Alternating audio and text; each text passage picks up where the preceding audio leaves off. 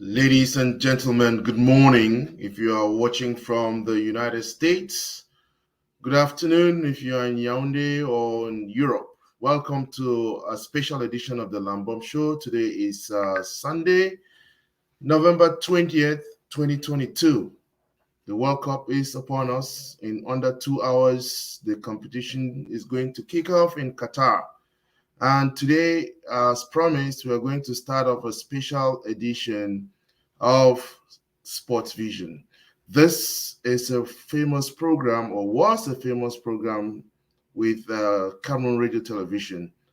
And one of the anchors of that program, Fon Echekiye, retired from CRTV and decided to rebrand Sports Vision on the Lambom Show. And so we are starting off today with the first edition, and it's going to be a reportage of different aspects of the World Cup.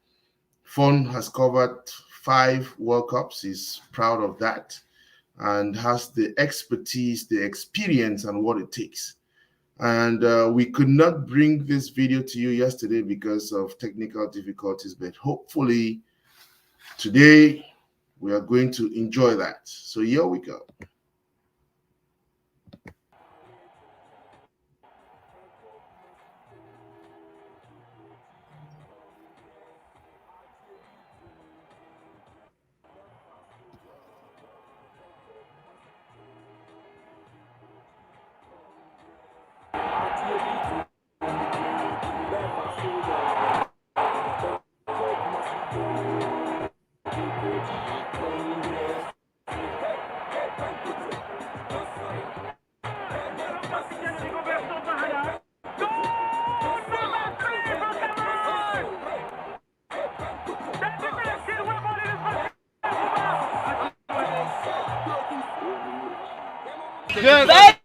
Belle Joseph Antoine encaissa tous les matchs. Thomas Cone encaissa tous les matchs. Aliou Boukar encaissa tous les matchs. Jacques Songo encaissa tous les matchs. Je te cite les goals du passé. Est-ce qu'on encaissa tous les matchs? Oui, je dis que dans l'histoire du Cameroun, que je vous cite les anciens goals, est-ce qu'ils encaissaient tous les matchs? Non. Il faut qu'à tous les matchs, un goal encaisse. Ça, c'est pas soi. Hold it. You get to understand that is one of the reactions we got from a Cameroonian following the match between Cameroon and Panama. That was Cameroon's ultimate test match ahead of the 2022 World Cup finals. And Cameroon is getting to the dance inside next week. And so welcome you to this edition of Sport Vision, the very first on the Lambom Show. And I'm right here with Promise Akante. How do you do? How do you do, Fon? It's an absolute pleasure to be with you. Edition number 1. Edition number 1. Sports Vision on the Lambom Show. It's absolutely formidable. And you know the countdown is narrowing. Tick-tock, the clock is going down. We will soon enter the Qatar 2022 time. Of course, we're already there. Well, I just want to observe that I realize that you have the Android phone, you have the new school. I have my clipboard, which is of the old school. Yes. That notwithstanding, Cameroon took on Panama. That was Friday. And the question we asked Cameroonians was, how did you size up Cameroon's performance in the match against Panama? As a Cameroonian, I'm happy. It's already approaching and it's around the corner. So we just need to wait and see how the veil will be unveiled. Yeah. C'est vrai, il y a un bon jeu qui est en train de se dérouler là. Et il y a la détermination, les joueurs sont un peu en forme. Mais on va dire que tout doit se jouer au Qatar, ce n'est pas ici. Donc tout ce qu'ils vont prouver là, c'est vrai, ça nous galvanise, mais au Qatar reste encore la finalité pour la Coupe du Monde. I was happy with the playing style of Chupomo team when he just went into the field. There was at least a change in the match, and we had a goal. And Zambo Anguissa with the rest of the players, but those are the people that impressed me mostly. Nous sommes très fiers de voir ce match. Nous savons qu'avec ça, on a une bonne équipe en Coupe du Monde. Et on espère qu'on va traverser le premier tour. What I saw from it is they need to be a little bit confident about what they are going to do. They don't need to feel like scared or whatsoever. They need to be confident in themselves that they are going to take the cup. Concernant le match de là, si le Cameroun avait à jouer comme ça, on va gagner quelque chose au Qatar. Moi, aujourd'hui là, c'est très bon, c'est très bon. On a le bon joueur aujourd'hui.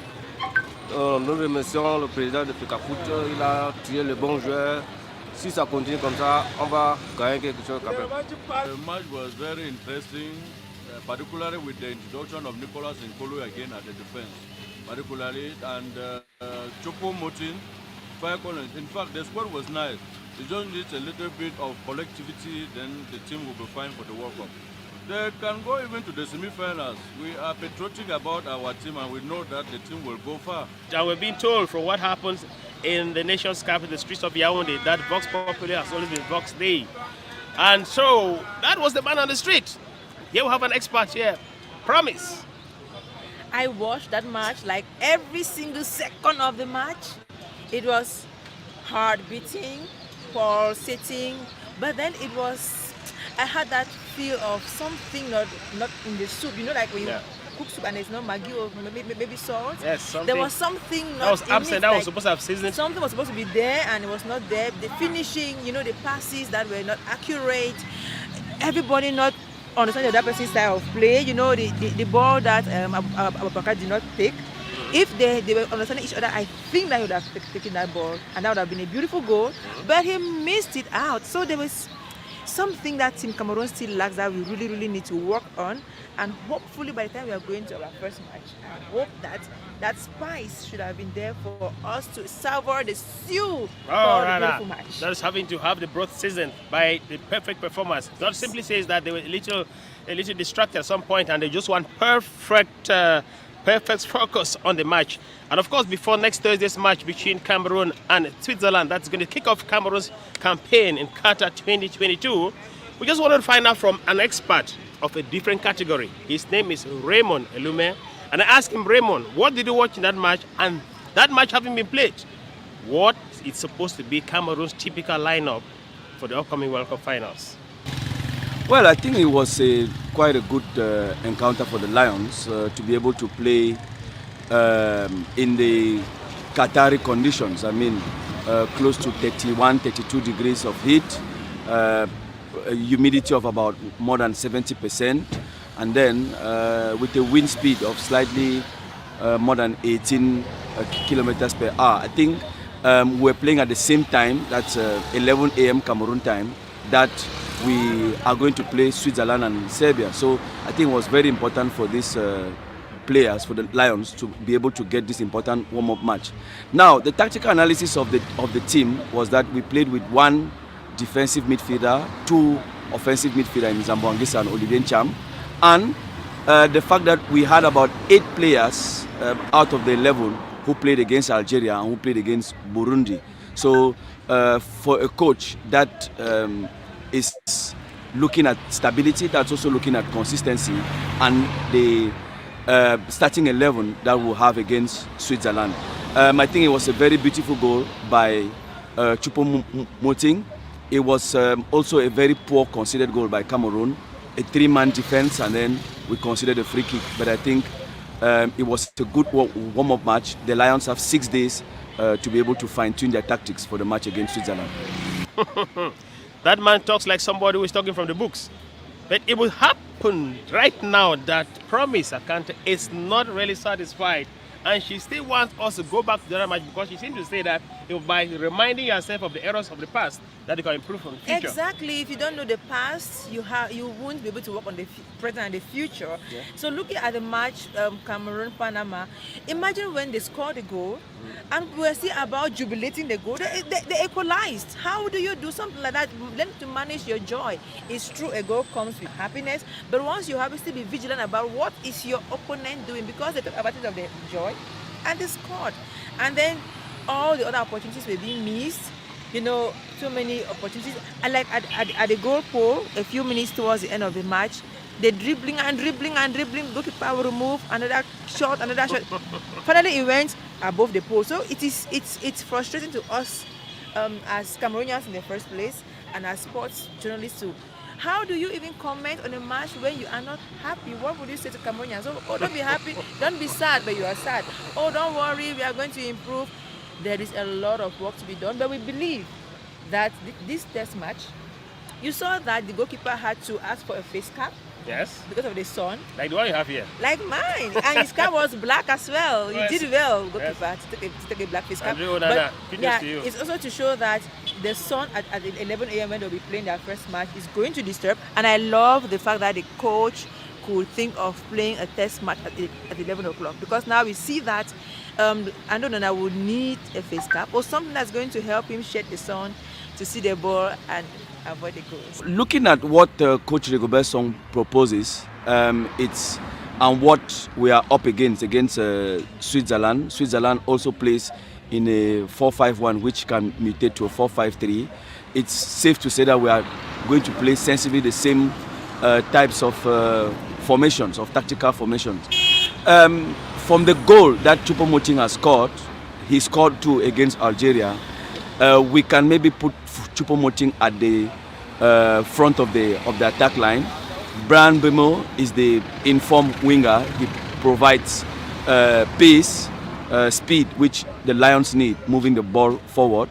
Also, Karl Toko Ekambi has always been very present for this team. He's the one who scored the killer goal against Algeria.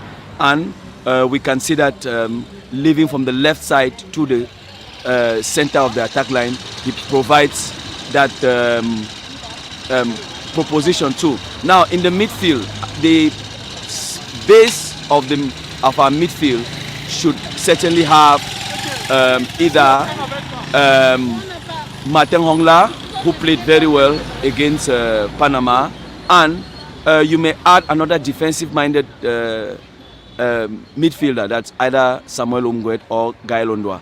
Zambo Anguissa, I was very pleased with what Zambo Anguissa proposed against Panama. It shows that he's willing, and he was put in the Napoli condition. So Zambo Anguissa will certainly be in that lineup.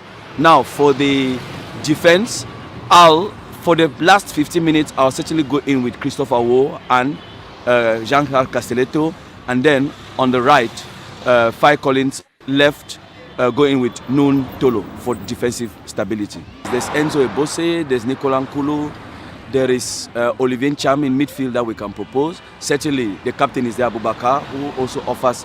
But in my view, a player like Abubakar will be better suited coming in the second half for Cameroon than starting the game. So these are certainly the players. I mean, there are a group of 16 players from which the coach has the choice of making the starting lineup.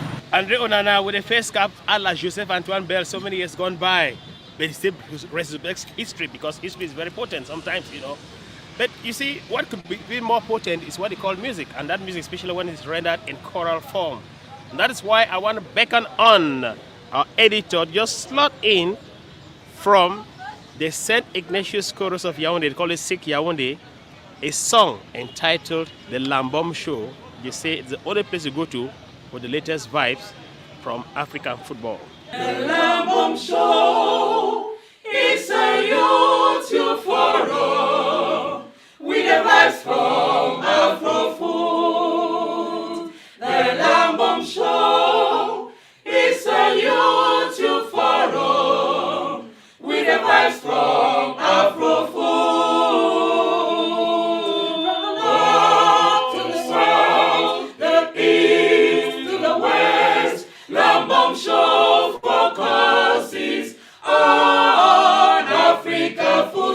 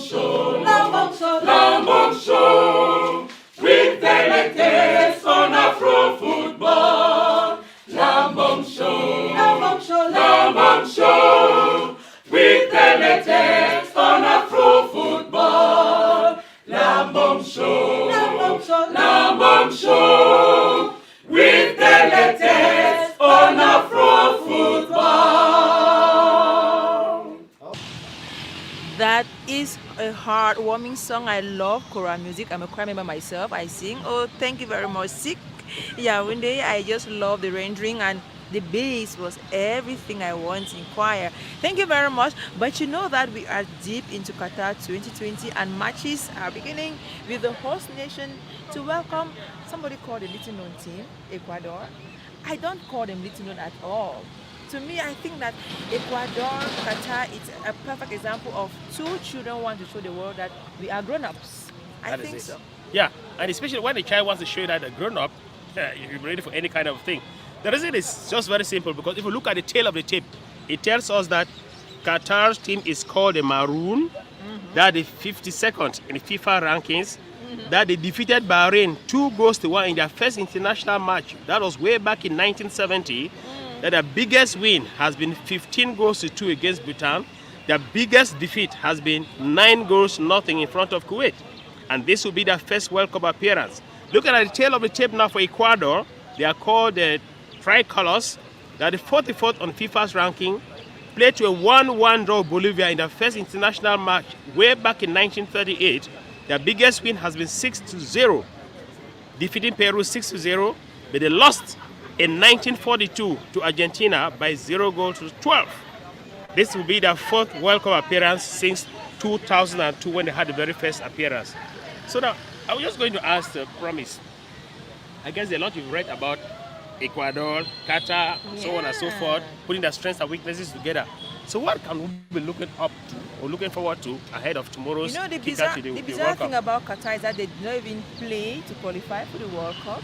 Little known on fan-seat side, who even in the North American the Asian continental qualifications, they did not perform well at all. They have been so quiet in their corner, and it's just by the stroke of luck, because they are the hosts, that they are going to play in this World Cup, and we are really expecting to see what they will do.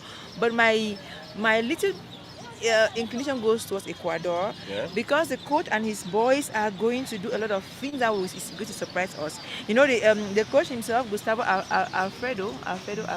Sorry, I'm spoiling your name. Sorry. Gustavo. Yes. and his boys they are really considered the outsiders in quotes of this competition, but watch out for those youngsters. We have wonderful somebody like Moise. Why they call me English? Moise, sorry. Yes. Moise Caicedo. He is absolutely formidable. He's quite young, he's agile, but he's very, very talented. If you consider them outsiders, trust me, they may surprise some of those big names. Certainly. If they sail through to the second half of this World Cup, second phase of the World Cup. Yeah, you're talking about the round of 16. Yes, of course. The round of 8 and so on and so forth. And of course, remember for the records that in 1982 when Cameroon went over to the World Cup finals in Spain, Cameroon had never played the World Cup finals before. They went to the World Cup finals in Spain 1982, had 3 draws. And you know what? They had a draw with a team that would end up winning the tournament. So you got to watch out for Qatar. Yeah, Qatar, Ecuador, they are not as small as their names may sound. They have a lot up their sleeves. And Ecuador also has some of these talents that you may be wondering that they don't play in some of these big European clubs, but their performances in their little clubs is absolutely fantastic. Look at the way they just dribble, and for their group stages to qualify for the qualifiers of the World Cup, they really touched quite some teams that you would be like, hey, Ecuador had to beat people like Chile or Peru. How did they do that? What a question. And what how happening? Did they do that? And you can even like Ecuador had to touch Colombia. And you're like, what? They did that? Yes. And here they are at the World Cup. Trust me, there's a lot of surprises to be discovered during this World Cup. Wow, that is facts and figures that speak volumes. Promise has gone in there, and Promise is actually telling us that for Ecuador and Qatar, whichever side of the aisle you're standing, for each of them, their campaign seems to be very promising. That's what Promise is saying, right? It's a promising one from Ecuador and Qatar, because I love the way Qatar is preparing. They have maybe names that are not supposed to be very popular, but they don't want to host and lose. That is you it. Know that? It goes without saying. Otherwise, they'll just stay back at home. They don't have to spend billions to go out for camping before the World Cup finals. Yes. But we remember as well, Promise, that the first African side to get into the World Cup Qatar 2022 is going to be Senegal, African champions. Yes. Yes, Team Senegal. That I will join all the Senegalese who say, "Oh Lord, what happened to Mane?" Mane. That was the week of the news of the week. We are all heartbroken. I hope that by all the spirits of our African ancestors, they will get to Mane and restore him to recover us. Mane, see, we are praying for you. We are sending all our African gods and ancestors to you. All the lakes, the mountains of Africa are with you. Recover and come and let us make the world know that Africa is great. Yes, what is Promise talking about? He's talking about these pictures you're watching at this particular point in time where Mane and the Senegalese Lions lifted the Africa Cup of Nations in Cameroon. So he let them take that mantle of African champions close to the World Cup and try to play. Mane was described as being unfit or declared as being unfit on Friday for the World Cup finals. Oh, what a terrible situation. Now, so Promise, what do we say about the Senegalese? Should they just now forget and just... No. See, I trust Coach Aliou Cissé. I trust his potentials. I know as a former player himself, he will have what to tell his boys. Like, when one person is not available, double your efforts, triple, quadruple, even quintuple your efforts. That is it. And because he's talking from experience, it is best when you have someone with experience talking to you, because he'll say, like I did in the other time. Yes. And you see that it's not impossible. It's not somebody who is putting his hand in his pocket and saying that just try your best. He is telling you that when I was a player, we used to have moments where our main number 9 is not there, but we succeeded in pulling through. So I think that you talk to them from experience. Yes. Yes. So Senegalese should not give up. Yes. We're just about to open up the very last window of the program, and what you're already saying is that you're already telling us that the Senegalese should rise to the occasion, and if they could be able to rise to the occasion, it makes some sense to begin to believe in the predictions by some people. Etofis, for example, has predicted that Senegal will emerge from that group as the champion. Yes. Anything? Do predictions have anything in your? I support predictions. Yes, I support predictions 100% because it gives that positive energy that the players need. They are far off in Qatar and stuff, but our spirits are with them, and the energies they need right now is positivity. Just send them positive thoughts. We trust in you. We believe you're going to emerge group leaders. Okay. Yes, Senegal, we believe in you. Etofis also believes and predicts that Cameroon could win the World Cup in Qatar 2022. But hey, let me see. Let's go back to the social media and see what is happening. So many people have been predicting about the performances of the teams at the competition begins tomorrow. But what actually caught our attention is this one by men of God. A prophet of God has come out to tell us that Cameroon could win the World Cup. But the mere fact that Cameroon is not going to the World Cup with Michael Ngade, that God has ordained to score a vital penalty and take the Lions right up to winning the cup is posing a problem. So we decided to go over now to find out from a living prophet, one that we can actually touch, and find out from him. Hey, Prophet Gilbert Ndifku of the Prevailing Word Ministries in the nation's capital, Yaoundé. We're trying to find out from Prophet Gilbert Ndifku. Please, man of God, is it possible that we can just fold our arms and rely on what men of God say on social media? It all depends upon who is talking. Because there are various kinds of prophets, different kinds of prophets. I don't know if they're talking as prophets or people that God can use, because God will not only use prophets to predict things, even ordinary Christians. So there are some things that we may take them, we may consider them, but there are some that we need to question, because the Bible says, let us test every spirit. Even Samuel, the prophet of God, the Bible says, there is no word that Samuel spoke that did not come to pass. Yet, when God sent him to the house of Jesse to go and anoint a king, he went and was deceived, because he was judging the king from the physical appearance. He looked at Abinadab. When Jesse met his sons to pass in front of him, he looked at Abinadab and said, no, this should be the king. God said, no. He looked at Eliab and said, this should be the king. God said, no. And then the Lord said, you are looking at the heart, at the physical appearance, but God is looking at the heart. And then God spoke to him. That's when he asked Jesse, don't you have another son? So now there's Jesse, David in the bush. Now you see that even a prophet can be deceived. Some people prophesy out of the flesh. some prophesy influenced by the devil. Because the spirit world has three spirits. We have the spirit of God, the spirit of man, and the spirit of the devil. So there are times that a prophet too can be deceived. When men say things like that, when they come in front of the public, or they come on social media and say things like that, we put them to test. Notwithstanding, we need to ask the question, is God with the national team in the first place?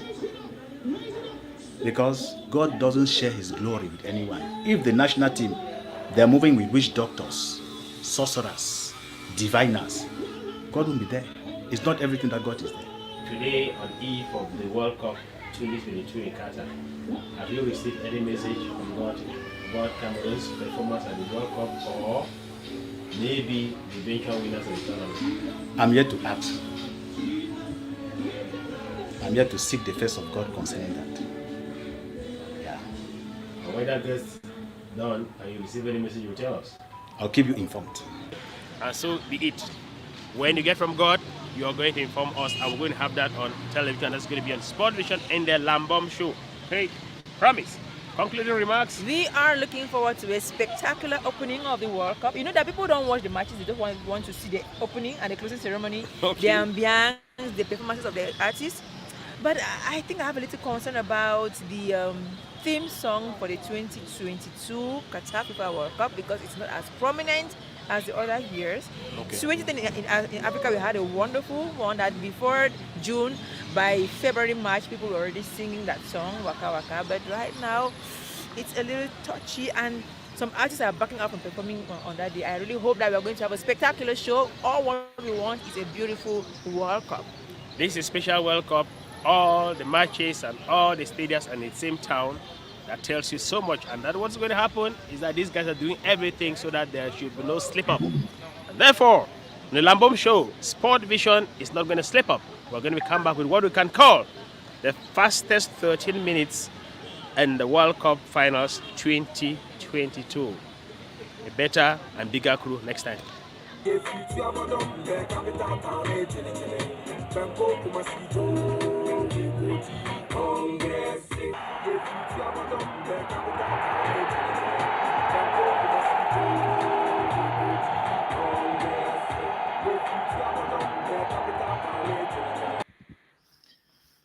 So, thank you very much, and I hope you enjoyed those 27 minutes. That is a preview and a avant of what you are going to be enjoying over the next 4 weeks. The next edition of Sports Vision on the Lambom Show is going to be on Thursday. Like I announced yesterday, we have had so far, we're going to have the first African team playing on Monday, and that is Senegal. Senegal is going to play on Monday, and then they're playing against the Netherlands. That's a big one. Then the next team is going to play on Tuesday. Tunisia is going to play Denmark. They're going to play against Denmark on Tuesday. On Wednesday, we have Morocco and Croatia. And on Thursday, we have Switzerland versus Cameroon, and later on in the day, Ghana versus Portugal.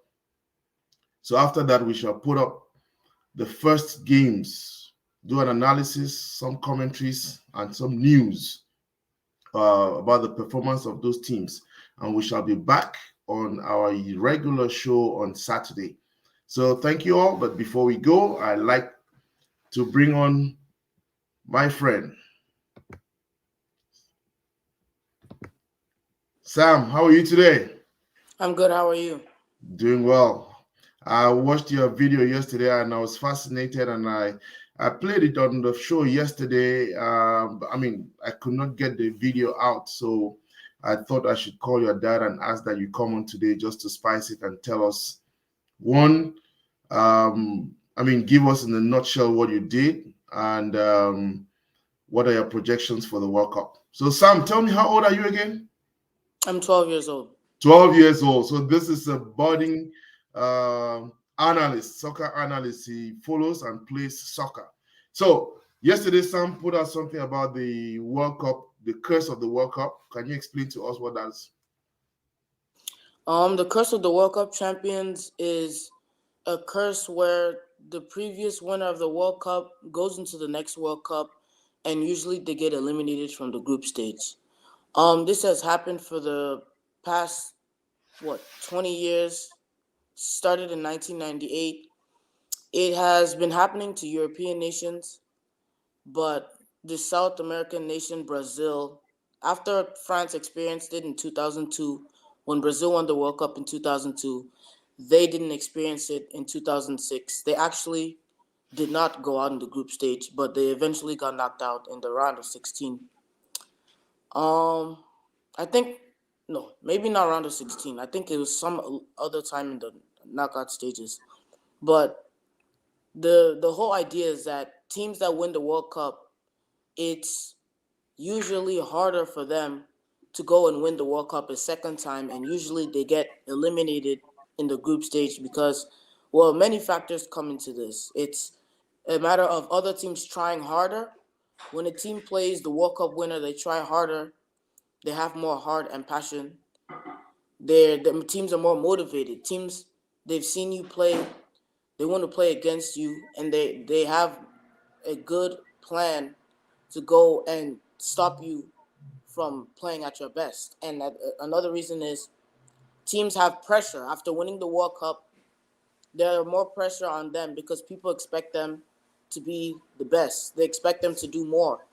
But recently, that World Cup curse has made sure that teams, once they get into the next competition, it means everything becomes harder. The pressure, the injuries, the atmosphere around the team.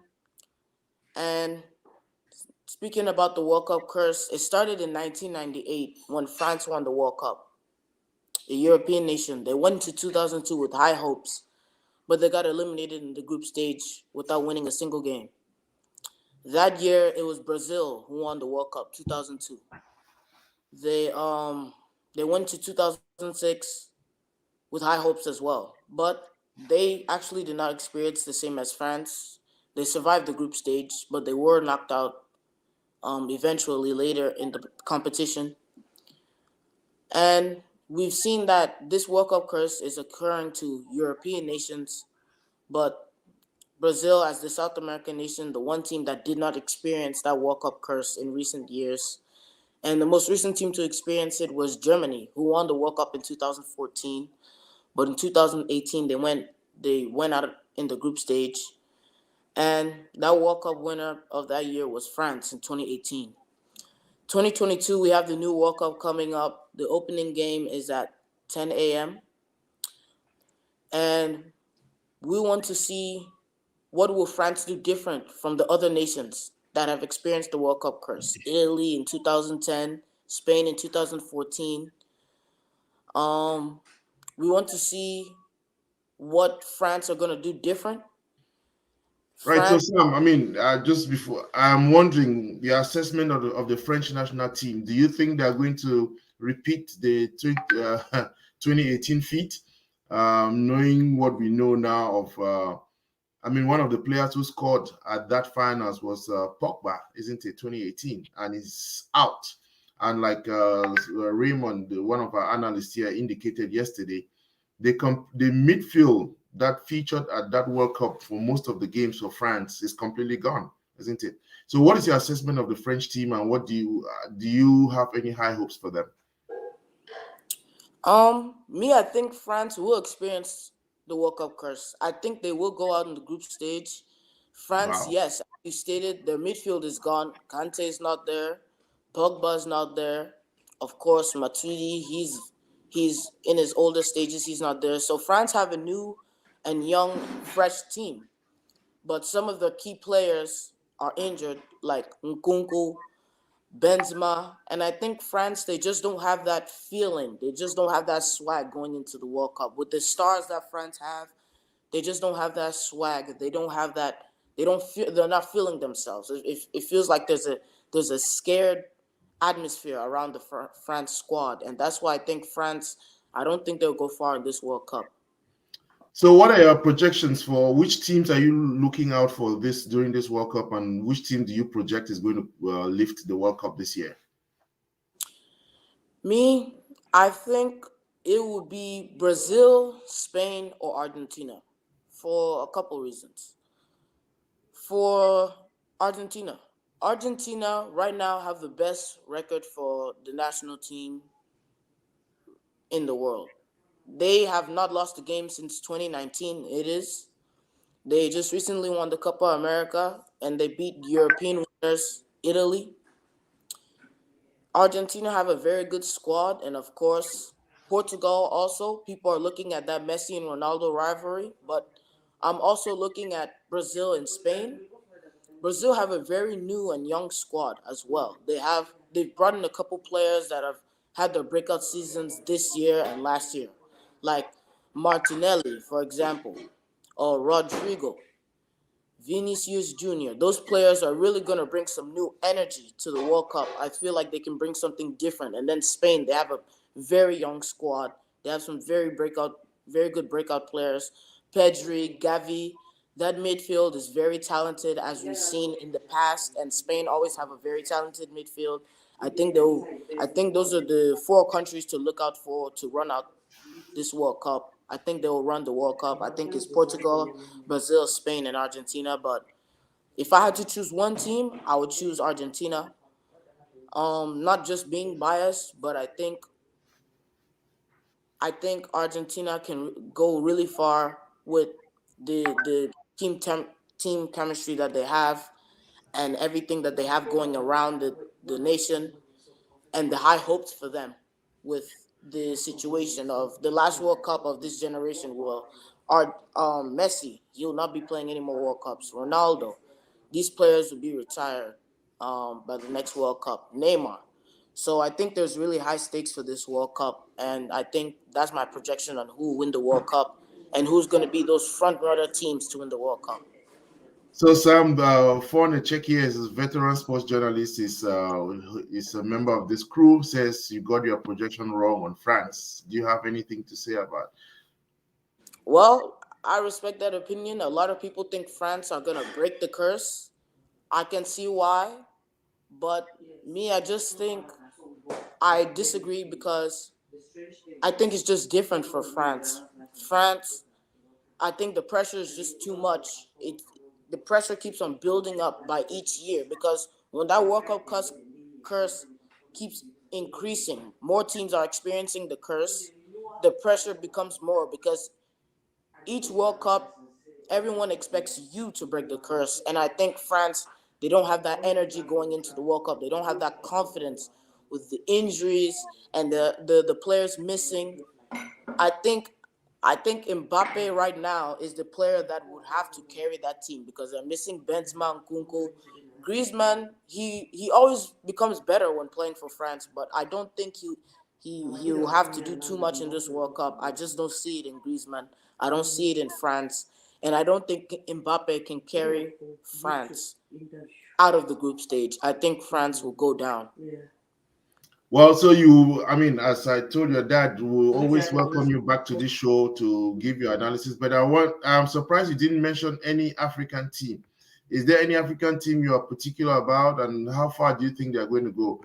And of course, Fon says Eto'o faced the soccer giant, soccer legend of Cameroon and current FECAFOOT president, says an African country would prevail at sunset. So, what do you see about? Where are the African teams going to perform? I mean, which ones are you particular about? Yes, I forgot to mention the African teams. I think I'm looking at Senegal. Senegal with the former African Cup winners.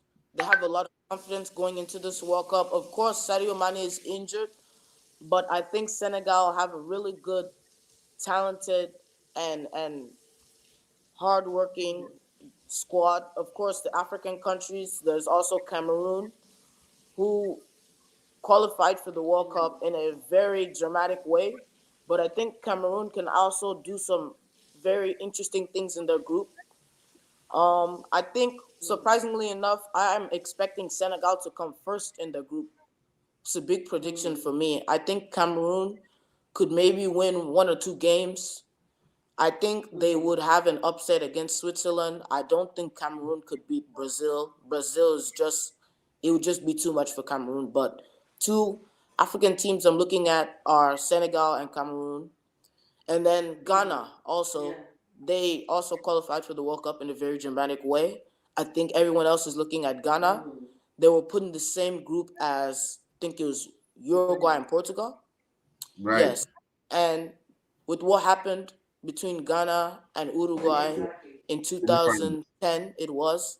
Ghana, of course, want the revenge. I think Ghana could do very well in that group. I think Portugal will top that group, but I think Ghana and Uruguay will really fight it out to see who comes second and advance to the knockout stages in that group. So those are the 3 African teams I'm looking at for this World Cup. Yeah, and so Sam has written off Morocco and Tunisia for obvious reasons, but that's a fair assessment. And Fon says, may I say, Sam, you're a worthy son of the game. Yeah, Sam has is always giving some good commentaries, and I love what he started doing with the YouTube channel. Let's work on building that up, okay?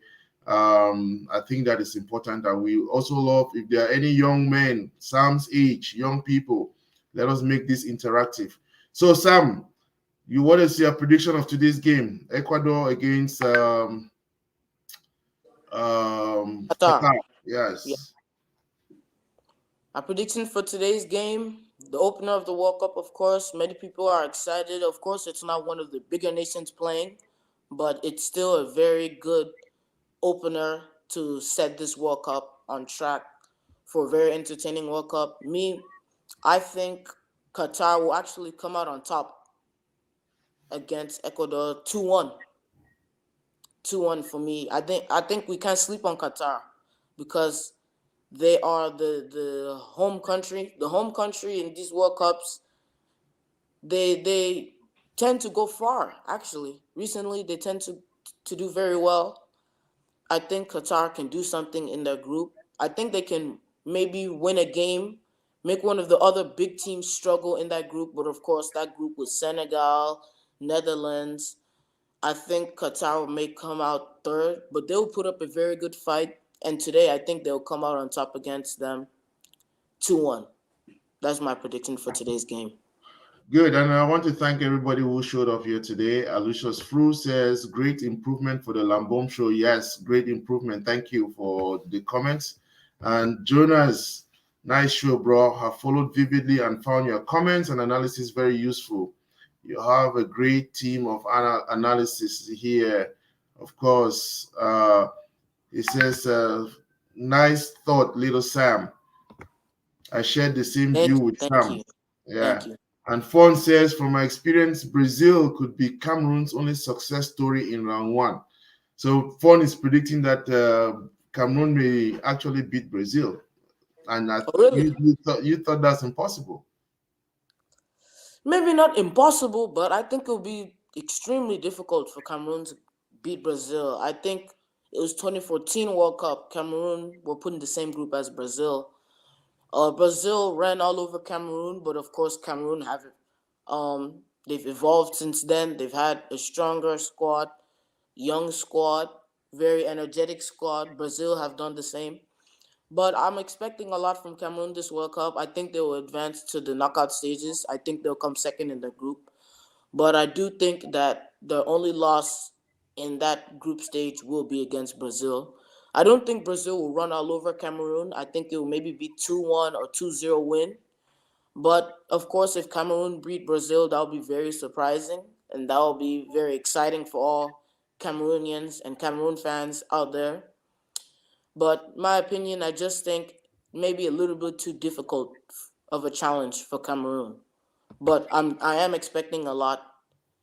And that's what I think of Brazil in Cameroon and that group. I think Ghana will also do a lot. I don't really see much in Tunisia. Maybe I see a little bit in Morocco, but maybe not Tunisia. I see a lot in Ghana, Senegal, and Cameroon. Great. So, Ivo, thanks for joining. That's one of the most fervent fan of the show. I think he has watched everyone live. He's been on all our shows. Thank you, Ivo. He says Ghana and Tunisia will make Africa proud. And well, yes, of course, that says very wonderful show. I hear mom making breakfast in the background. Tell her I'll be coming around for the game. So she should make sure that I have some. But I find this interesting. Jonah says is predicting that Cameroon is going to beat Switzerland 1-0. Then they'll pull a draw with Serbia, and they are going to pull another draw with Brazil 1-1. That's interesting. What do you think? I think that can be a very realistic prediction. I don't think that's very bizarre. I think Cameroon can beat Switzerland. I do think they can beat Serbia. A draw against Serbia and a 1-0 win against Switzerland looks very realistic. I think a draw against Brazil would be very surprising. I wouldn't say maybe not too surprising, but a little bit surprising to pull up a draw against Brazil. I don't want to go over the expectations. I don't want to give them too much pressure. I don't want to say Cameroon's going to go all the way to the finals. I don't want to do all of that. I don't want to say they're going to beat all these big teams. But I do think Cameroon could do very well in that group. I think they'll come second. I do like those predictions. I think Cameroon will beat Switzerland. I do think they'll beat Serbia, but a draw could happen. You never know. A draw against Brazil could happen. Of course, you never know in soccer, but I think 1-0 against Switzerland for Cameroon, 2-0 against Serbia, or maybe 2-1 against Serbia, and a 2-1 loss against Brazil. But I do have high hopes for that group there. That's a very entertaining group. It is similar to the group last World Cup in 2018, where it was Brazil, Serbia, Switzerland, but Costa Rica at that time. Cameroon replaces Costa Rica for this World Cup in that other spot of that group. And I have really high hopes for the African countries coming into this World Cup, actually. Again, more energy, something different, something new, some more new young breakout players coming out all over Europe. Yeah, so Jonas says my prediction never goes wrong, and he indicates I've been following soccer for over 32 years. He also indicates that at the time Brazil will be facing Cameroon, they must have qualified from their two previous games, and therefore less energy will be put in place. That sounds interesting. Albert, welcome, Albert. It's actually very difficult for Cameroon to make it with Brazil. Their playing style is quite very slow as compared to Brazil. What's your assessment? I think the prediction from earlier about Brazil being a little bit more relaxed that they would have qualified. I actually agree with that. I think Brazil, because that is their last game in the group stage, Cameroon played Brazil in the last game. I think Brazil will be a little bit relaxed after qualifying. They won't want to injure many players. They'll still play some starting players, but they'll play some other young guys to give them some opportunities. And that may be Cameroon's opportunity to capitalize on that. And the prediction about Cameroon, their play style is quite slow. At the same time, I can agree, but in these fixtures with one of the smaller teams going against the bigger teams, usually we see the smaller team it's called parking the bus. They'll play a lot of defense, try and hold them out and play on the counter attack. And I think that's a very good game plan for Cameroon. I think that's a very smart game plan for any smaller nation going against a bigger nation. Um, I think that Cameroon will pull up a good fight against Brazil. Brazil may be playing a little bit slower because they have just qualified after the two games.